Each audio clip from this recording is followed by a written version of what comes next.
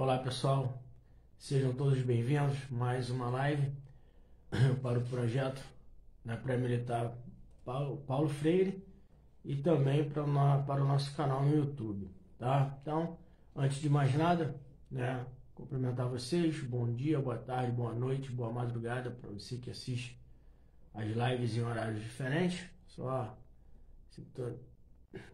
Isso, deixa eu só enquadrar melhor aqui a câmera. Beleza. Pessoal, para quem não sabe, nós temos um canal lá no YouTube, Professor Edilson Pérez, e esse canal ele foi feito, ele começou no ano passado, no momento da pandemia, devido à necessidade de alguns alunos darem continuidade aos estudos. Então, assim, não foi um canal criado com o objetivo de fazer fazer propaganda, não foi com o objetivo de tentar me promover, não foi com o objetivo de ganhar dinheiro. Na verdade, esse canal ele foi feito com o objetivo realmente de estudar aqueles que estão a fim de ingressar nas Forças Armadas ou passar no vestibular, passar no concurso. Então, houve uma necessidade de estar aí ajudando essa galera e, obviamente, também era um momento meio nostálgico, pelo menos para mim, ficar em casa um tempão sem poder trabalhar, sem poder dar aula. Então era um momento também que eu tinha para poder me distrair.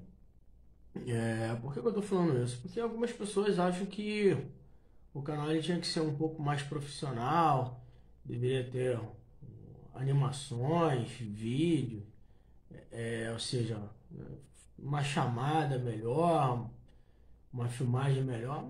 A ideia não era essa. Na verdade, a ideia não é essa. A ideia é simplesmente estar passando conteúdo e mostrando como é que essas questões elas caem em concurso, caem nas provas. Então, a ideia é realmente ajudar aqueles que querem estudar, tá? Então, por favor aí, tenham compreensão. Se não serve para você, se não serve para você estudar, então eu sugiro que você procure aí um youtuber profissional, um professor particular ou algo desse tipo, Tente procurar vídeos no YouTube de outros professores de história que têm uma tecnologia maior. Acho que o mais importante é poder passar o conteúdo, mas se não serve para você, por favor, parar com os comentários maldosos lá. Se é um pedido que eu estou fazendo, um pedido até educado, não estou querendo ser ignorante, não é nada disso. Então, por favor, acho que um pouco de bom senso, um pouco de compreensão, ok? Bom, então vamos dar início aí à União Ibérica e as invasões holandesas. União Ibérica 1580 a 1640. Ok? Bom, primeiramente, o que foi a União Ibérica? A União Ibérica ela foi a união dos dois países, Portugal e Espanha, os países ibéricos, países que estão ali na Península Ibérica, no continente europeu. De 1580 a 1640 ocorreu essa união de Portugal e Espanha, durante o reinado de Filipe II, rei da Espanha. Filipe II, o rei espanhol, ele vai conquistar o direito de reinar a Espanha. Então, com isso, o que ele faz? Ele anexa o território português ao território espanhol. Então, durante esse período, Portugal passou a pertencer à Espanha. Como Portugal passa a pertencer à Espanha, as suas colônias, todas as colônias portuguesas passaram também para a dominação espanhola. Nesse sentido, o Brasil, então, torna-se uma colônia de Espanha. Agora, a grande questão, por que Filipe II, rei da Espanha, ele consegue o direito de anexar Portugal e as suas colônias? Filipe II, o rei espanhol, ele era neto bastardo do rei Dom Manuel, ok? Rei Dom Manuel de Portugal foi o mesmo rei da época do descobrimento do Brasil. Foi ele que mandou organizar as caravelas de Pedro Álvares Cabral. Isso no ano de 1500, ok? Então, o que vai acontecer aí? Descobrimento do Brasil, entre aspas, em 1500, 80 anos depois, né, Filipe II, rei da Espanha, ele consegue o direito de anexar o território português ao território espanhol. Mas esse fato ele ocorre após a morte do rei português, o rei Dom Sebastião. Dom Sebastião ele morreu no ano de 1578, na Batalha de Alcácer Quibir. E aí, como Dom Sebastião não tinha herdeiros diretos, o trono vai ficar para as mãos do seu tio-avô. Então, vamos lá. Dom Sebastião morre na Batalha de Alcácer Quibir em 1578. O rei português não tinha herdeiros diretos. Quem vai assumir o seu trono, parente mais próximo, era o seu tio-avô, cardeal Dom Henrique. Isso aí já começa a gerar uma crise na sucessão dinástica, né? Porque ele já tinha uma certa idade, né? E o objetivo era que a nobreza portuguesa ela escolhesse um novo rei, né? Passados-se 2 anos, no ano de 1580, os portugueses ainda não tinham, né, solucionado essa questão, e aí o Dom Henrique ele vem a falecer, ok? Então, o cardeal Dom Henrique morre também no ano de 1580, e agora também não tem herdeiros diretos. Então, um parente distante, né, já de segundo grau, Filipe II, rei da Espanha, ele vai conseguir o direito, né, ele vai deter o direito de anexar Portugal. Por quê? Porque, né, queira ou não queira, ele fazia parte da dinastia de Avis. Né? Ele era o herdeiro mais próximo, okay? Mesmo sendo parente de segundo grau. Mas essa crise da sucessão dinástica, ela abriu, né, um outro grande nome, ela traz um outro grande nome para a sucessão, que foi o Antônio Prior de Crato. Isso, Antônio Prior de Crato era o nome dele. Né? Ele também era, né, um possível sucessor, né, ao cardeal Dom Henrique. E o Antônio Prior de Crato ele chegou a ser aclamado rei, né, de uma província de Santarém. Os simpatizantes do Prior de Crato, do Antônio, eles chegaram a reconhecer o Antônio Prior de Crato como rei. E aí o que Filipe II ele vai fazer? Ele vai enviar tropas para essa região e aí, né, vai ser travada uma batalha, né, das tropas do Filipe II, né, com a província, né, de Santarém. E aí a derrota do Antônio Prior de Crato, então consolidando a vitória de Filipe II, rei da Espanha, como, né, o rei de Portugal nesse momento. Né? Então agora você tem Filipe II como rei da Espanha e rei de Portugal. Ele vai anexar então os dois reinos, e a união desses dois reinos, do reino português ao reino espanhol, é chamada de União Ibérica. Então essa foi a União Ibérica, a união dos dois reinos. Agora a grande questão, né? Quando Filipe II ele consegue o direito de anexar, né, a Portugal, ele anexa também as colônias. Então o Brasil vai ser, né, uma colônia espanhola. Na década de 90, que um comentário, principalmente para a galera que vai fazer a prova do Colégio Naval, na década de 90, a Escola de Samba Acadêmicos do Grande Rio, ela lançou um samba enredo que dizia o seguinte: na era dos Filipes, o Brasil era espanhol. Então, presta bem atenção. Isso é um samba enredo da Acadêmicos do Grande Rio. O enredo é exatamente esse: na era dos Filipes, o Brasil era espanhol. E aí esse samba enredo, né, ele ganhou prêmios como um dos melhores samba enredos, né, daquela década. Inclusive, acho que foi o melhor samba daquele ano.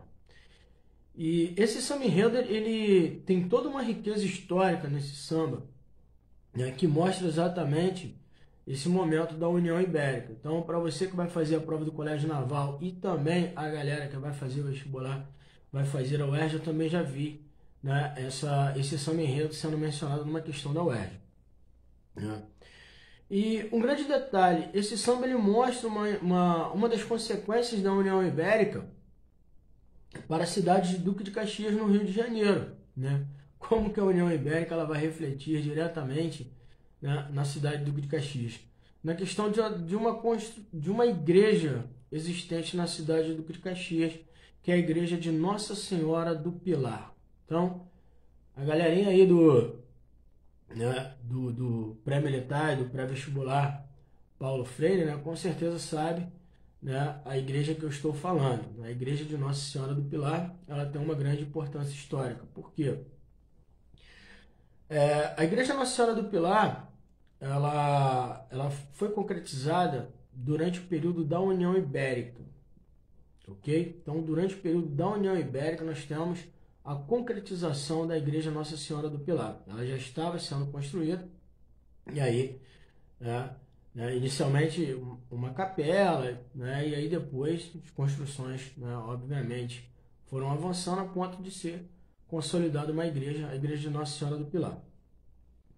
E esse nome, Nossa Senhora do Pilar, é exatamente em homenagem a uma santa espanhola. Então vejam bem, né, como o Brasil, naquele momento, pertencia à Espanha, essa igreja acabou sendo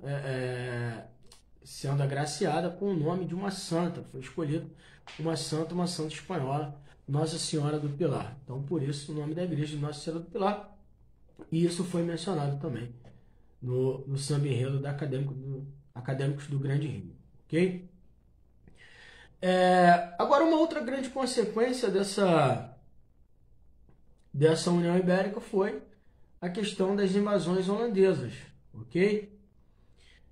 Durante o mesmo período houve uma invasão francesa, tá? 1612 a 1615, lembrando que a União Ibérica é de 1580 a 1640, então de 1612 a 1615 nós temos uma outra invasão francesa, né? Eu falei na live anterior a fundação da França Antártica. De 1612 a 1615 nós temos a fundação da França Equinocial. Então, uma invasão francesa durante o período da União Ibérica, a fundação da França Equinocial no Maranhão. Isso aí também já foi uma questão da prova da ESA, ok? A França Equinocial, ela foi no Maranhão. E um grande detalhe, eles construíram um forte denominado de Forte São Luís, que vai dar origem posteriormente à cidade de São Luís do Maranhão. Então, essa foi a segunda invasão francesa no Brasil. E as invasões holandesas? Então, vamos lá. De 1624 a 1625, nós temos a primeira invasão holandesa. Onde? No território da Bahia. Agora a questão é analisarmos por que os holandeses estão invadindo o Brasil, ok? Eu costumo fazer uma brincadeira na minha aula, na verdade faço várias brincadeiras na aula, conto várias histórias com o objetivo de trazer o público, trazer você aluno, você candidato, né, um pouco mais para a realidade, ou tentar, né, usar algumas metáforas para que vocês, né, consigam fixar melhor o conteúdo, né? E eu digo o seguinte, né, a grande pergunta, por que os holandeses vão invadir o Brasil? Então vamos lá. Se a montanha não vai até Maomé, Maomé vai até a montanha. Se o açúcar não vai até a Holanda vai atrás do açúcar. Então tá aí, essa é a grande resposta. Os holandeses estão invadindo o território brasileiro em busca da produção do açúcar. Pô, Edilson, mas por que os holandeses estão invadindo em busca do açúcar? Então, vamos lá. A Holanda, né, faz parte daquela região chamada de Países Baixos. Essa área ela era dominada pela Espanha, ok? E aí os holandeses iniciaram uma guerra pela sua independência, independência do seu território em relação à dominação espanhola. Essa guerra ela foi denominada de Guerra dos 80 anos, ok? Então, a Guerra dos 80 anos foi uma guerra também chamada de Guerra de Secessão Holandesa, né? Foi uma guerra de emancipação no qual os holandeses eles estavam ali lutando para se tornarem independentes dos espanhóis, ok?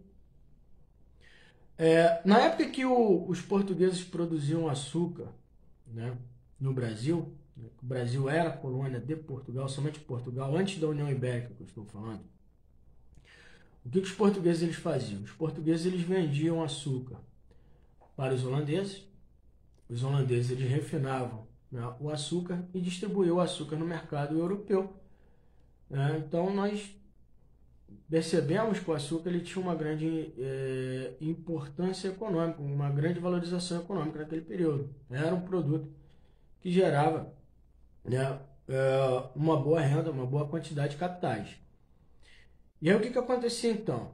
Os portugueses vendiam o açúcar para os holandeses refinavam e distribuíam no mercado europeu. Com a União Ibérica, isso vai mudar. Por quê? Porque agora o Brasil passa a ser uma colônia espanhola. Então o rei Filipe II ele vai embargar o comércio do açúcar com os holandeses. Então os holandeses eles vão ser isolados do comércio do açúcar. Eles não vão receber mais o açúcar. A Espanha que vai fazer todo esse processo, vai distribuir, né, no cenário europeu. Com isso, então, você tem um bloqueio econômico aos holandeses. As invasões holandesas ocorrem exatamente na tentativa de quebrar, de furar esse bloqueio econômico imposto pela Espanha de Filipe II. Okay? Então os espanhóis vão pegar o açúcar no Brasil e vão vender no continente europeu, vão comercializar e também em outros territórios, em outras áreas como em África, né? Isolando os holandeses do comércio do açúcar. Então por isso os holandeses vão em busca do açúcar. E aí realizam a primeira invasão em 1624 no território da Bahia. Tinha uma empresa que financiou essas invasões. Foi a Companhia das Índias Ocidentais, ok? Uma empresa comercial que estava interessada também no comércio do açúcar, precisava do açúcar para comercializar. Essa empresa, então, ela vai financiar, vai patrocinar essas invasões holandeses. A primeira ocorre, repetindo, é bom que você não esquece, em 1624 na Bahia. Bahia, naquele momento, lembrando, era a capital e tinha uma das maiores produções de açúcar. Então, qual era a ideia dos holandeses? Vamos invadir um grande centro produtor de açúcar e a capital da colônia, né? Então você atinge o núcleo administrativo, o centro administrativo e o centro econômico, né, do território colonial luso-espanhol, ok? Só que no território da Bahia existia um bispo, o bispo Dom Marcos Teixeira, que ele conseguiu organizar uma resistência. E aí a população baiana ela foi convocada, né, para formar uma grande resistência aos holandeses. Né? Um grande detalhe. Qual era o medo do bispo Dom Marcos Teixeira?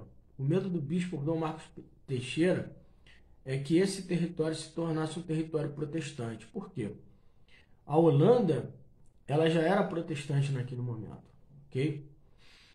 E Portugal e Espanha, países católicos. Então, qual o medo do bispo Dom Marcos Teixeira? De que o Brasil se tornasse também um país protestante. Então, existiu também uma grande visão religiosa nessa questão da expulsão dos holandeses no território da Bahia. E o fato é que o bispo Dom Marcos Teixeira, né, e a população, claro, né, tropas que foram formadas no território baiano, eles conseguiram expulsar os holandeses no ano seguinte, em 1625, os holandeses eles foram expulsos da Bahia.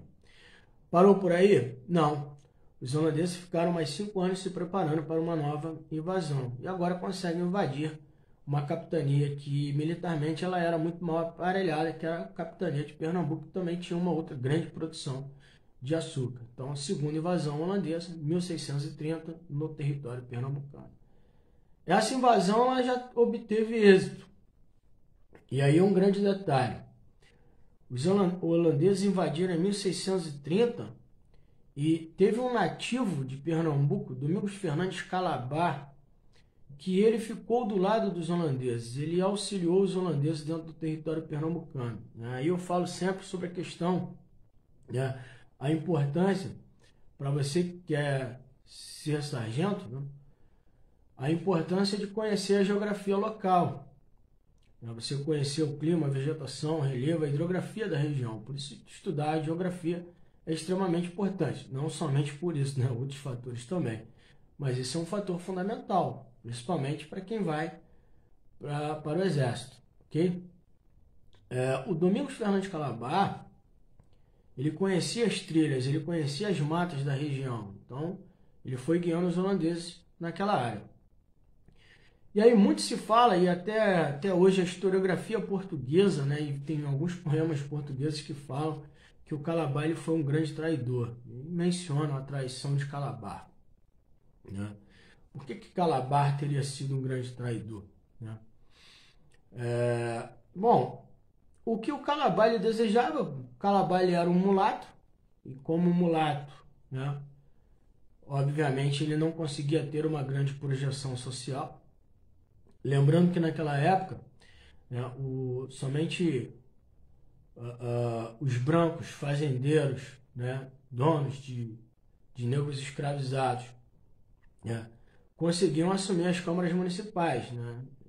Esses brancos, né, fazendeiros, eles formavam uma elite, né, denominada de homens bons. Né? Então, para ser um homem bom, você tinha que ser branco, detentores de escravizados, né, e grandes produtores, ok? E aí assumir então os cargos dentro das vilas, as câmaras municipais. Esses são os homens bons. Calabar é o quê? O Calabar é um mulato. O que o Calabar queria era crescer economicamente. O que ele queria era ter uma projeção. O que ele queria era sair daquela condição de vida que ele vivia. Então por isso ele ficou do lado dos holandeses, uma vez que do lado, né, dos portugueses, dos espanhóis, ele não conseguia ter a projeção social, não conseguia ter uma projeção econômica, ou algo que ele tanto almejava naquele momento. Então, por isso ele fica do lado dos holandeses. E aí o que vai acontecer? Dentro dessa região de Pernambuco teve uma resistência organizada pelo comandante das tropas, o Matias de Albuquerque. E o Matias de Albuquerque, né, ele enviou um mensageiro para encontrar o Calabar e pediu ao mensageiro o seguinte, né, que entregasse um documento ao Calabar fazendo uma negociação. Né, que o Calabar abandonasse os holandeses e passasse para as tropas luso-espanholas. Né. E o Calabar ele não aceitou. O Calabar ele não aceita. Né, então ele não aceita trair os holandeses. Aí olha só, né, os portugueses sempre chamando o Calabar de traidor. E o Calabar agora ele tem uma oportunidade, né, de ficar do lado das tropas luso-espanholas.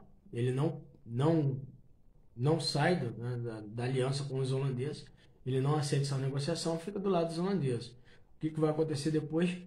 Calabar ele vai ser capturado e vai ser executado. Dentro desse período da permanência, né, dos holandeses em Pernambuco, né, os holandeses eles vão fundar uma colônia, né, chamada também de Nova Holanda. Vão fundar uma colônia dentro do território pernambucano e vão conseguir aumentar a produção açucareira, mas isso graças à atuação de um administrador que foi enviado para a região, que foi o Maurício de Nassau. Maurício de Nassau ele chega em Pernambuco em 1637. Que é o Maurício de Nassau? Ele é um administrador enviado pelos holandeses. E aí, Maurício de Nassau, então, ele faz grandes reformas, né? Maurício de Nassau ele fica de 1637 a 1644. E ele faz reformas em Recife, reformas em Olinda. Ele manda construir praças, ele manda construir pontes. Ele consegue drenar algumas áreas que eram de brejo e fazer ali um desenvolvimento urbano, como também drena algumas áreas de brejo para promover o desenvolvimento da agricultura e da pecuária. Então, obviamente, a população ela vai, né, cada vez mais se simpatizar com a figura do Maurício de Nassau. O Maurício de Nassau ele tinha uma grande habilidade administrativa no trato com a população local. Por exemplo, Maurício de Nassau ele deu liberdade religiosa. Então, qualquer religião ela poderia existir em Pernambuco. Lembrando que na época dos portugueses somente o catolicismo, na época dos espanhóis agora com a União Ibérica somente, não o catolicismo, perdão.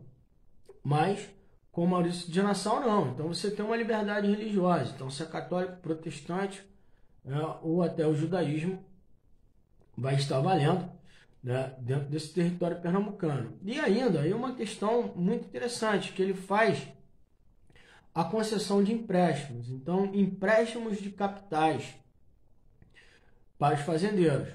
Então fazendeiro queria aumentar a sua produção ou talvez em crise econômica, ele recorria a empréstimos, vai pagar juros, né, com parcelas, né, juros a perder e parcelas a perder de vista, né, mas vai conseguir esse dinheiro para fazer investimento na produção açucareira.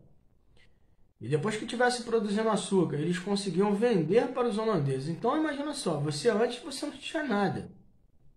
Agora você tem um empréstimo no qual você consegue fazer investimentos, né, e tocar, né, a sua atividade econômica, a sua agropecuária.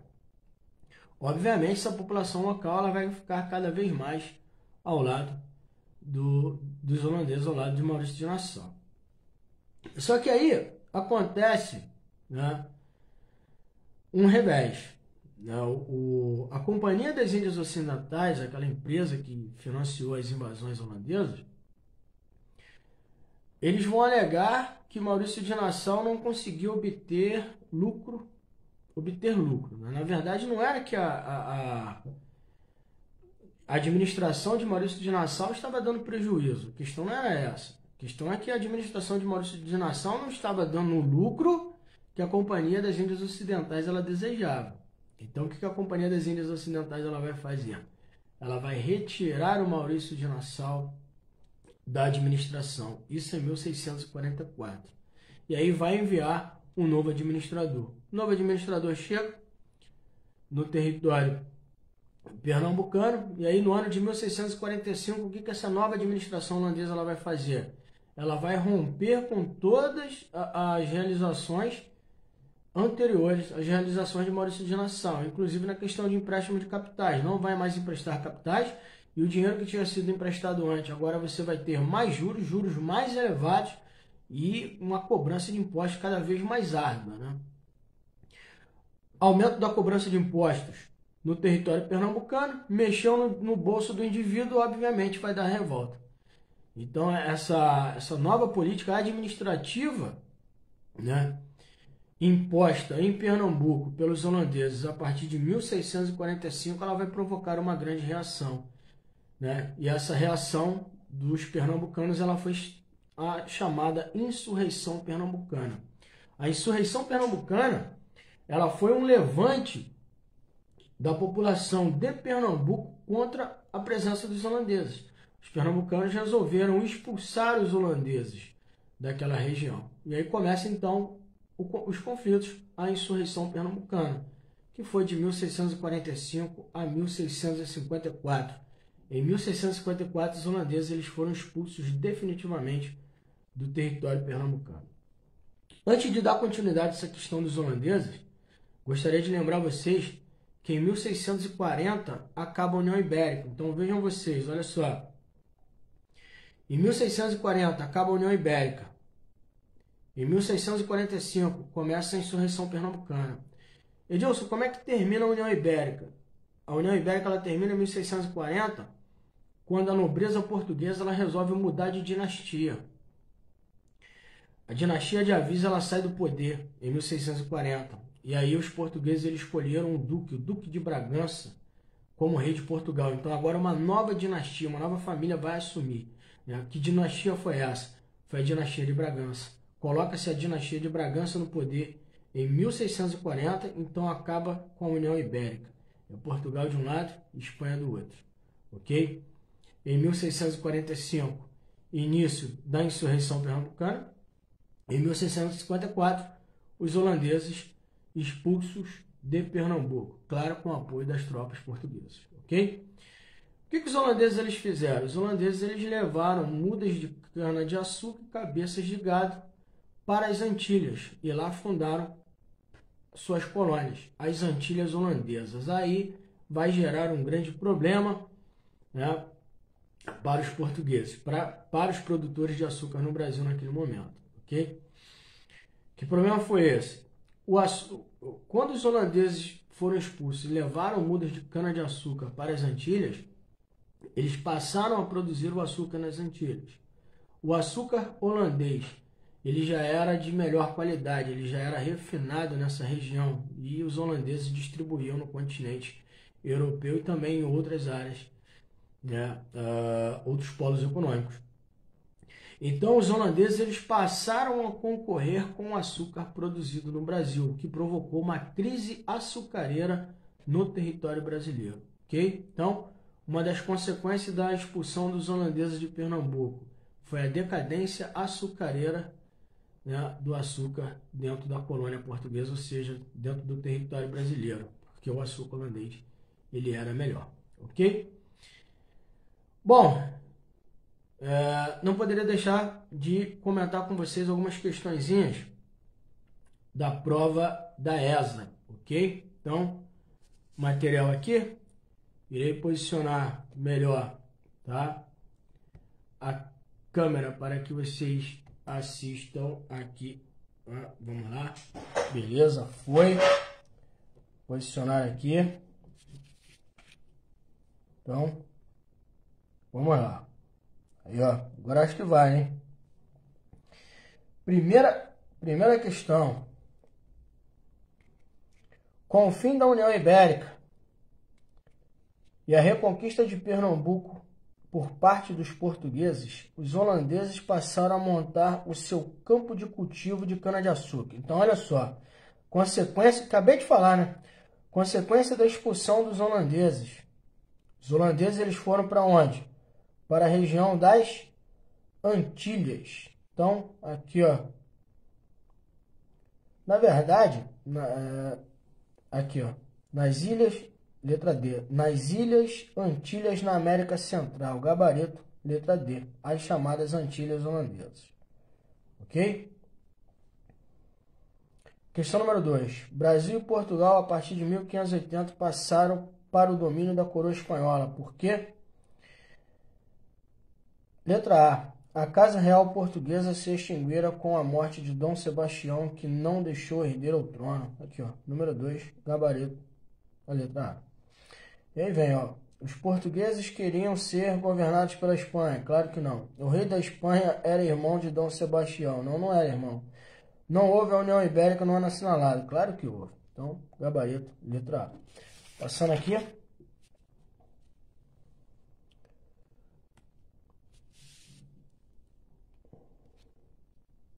Questão número 3. A União Ibérica favoreceu a presença de inimigos da Espanha no território brasileiro, através de invasões, algumas das quais se prolongaram, permitindo a formação de núcleos populacionais que se transformaram em importantes cidades.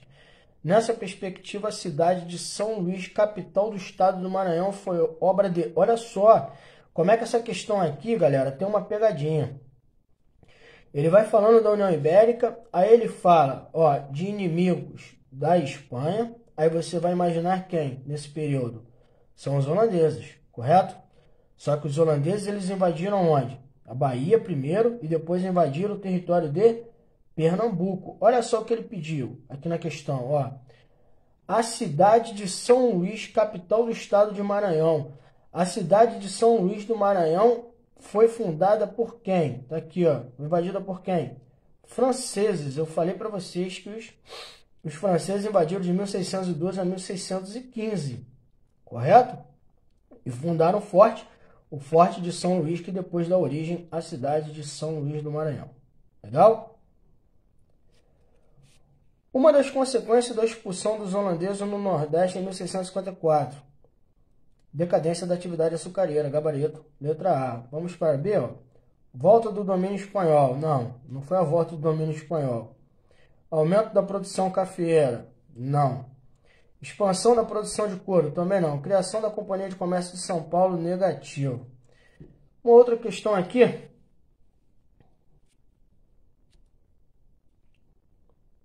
No período compreendido, 1580 e 1640, o Brasil, assim como as colônias ultramarinas portuguesas, pertenceu o Brasil. Na era dos Filipes, o Brasil era de quem? O Brasil era espanhol. Gabarito, letra C. Então tá aí, galera. Essas são algumas questões que caiu aí na prova da ESA sobre esse assunto. Ok? Pessoal, agradeço a vocês. Muito obrigado, fica com Deus e até a próxima aula. Valeu, tchau, tchau, forte abraço, bom feriado, uma ótima Semana Santa para todos vocês.